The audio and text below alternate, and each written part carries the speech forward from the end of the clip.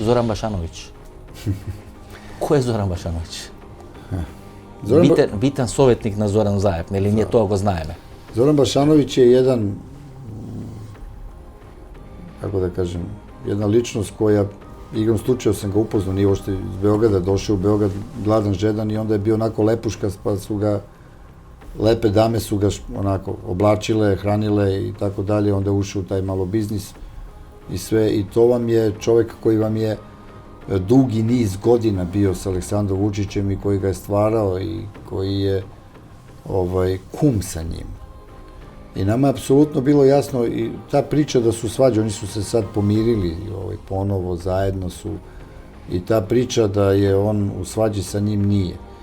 Sve vam je jasno ako vi postavite, kao što je Zoran Zaev uradio i postavio Bašanovića, jednog Bašanovića, on je menadžer za cijele mile i oj cuje.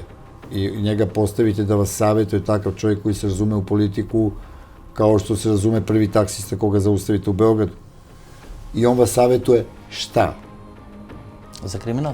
Pa neka pita, to treba Zoran Zaev da odgovori da u Makedoniji toliko intelektualac ima, normalnih ljudi, učenih ljudi, ima političara koji su rođeni, da ti Zorane Zaeve ne uzmeš ni jednog Makedonca ili Albanca ili bilo koga koji živi tu i zna problematiku, ti uzmeš kuma od Vučića i staviš ga za savjetnika. Su koji se skareni među sebe. A dajte, molim vas, taj priča za javnost. Oni su se Zoran Bašanović dure japsen na Florida. Zašto? U Amerika, za nekoj kražbi tamo, pernici ili nešto postane. To je njegov nivo. Eto, i to je Zoran Zaev uzeo za savjetnika. Bila deka Bašanović, ja sam... Skoro mi je pisao to neki, kad sam rekao da je prodao televiziju Vučić, onda mi je pisao, nisam Nikola prodao Vučiću, prodao sam Grcima. Bašanović? Da, evo, žao mi što telefon mi je ostao tamo, vidio sam... Za koja televizija? Za njegovu tu televiziju našu. I pazite, i onda mi kao kaže, pa što nisi kao zvao da dođeš moj gost, oni nije im palo na pamet da me zovu, zato što je sa Vučićem stalno.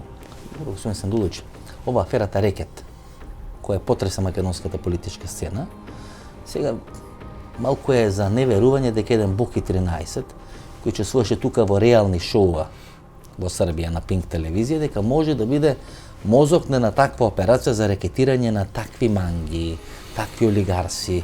Пазите, еден е почесен конзул на Србија во Македонија, Силјан Мицевски. Вториот е почесен, требаше да биде почесен конзул на Република Бугарија во Република Македонија, Јордан Орца Камчев, и дека еден Буки 13 е на таква величина ќе може да рекетира вакви играчи кои поминале сите и решето. Чакайте, он има саветника Башановиќа. Га Башановиќ го саветувал да се сними.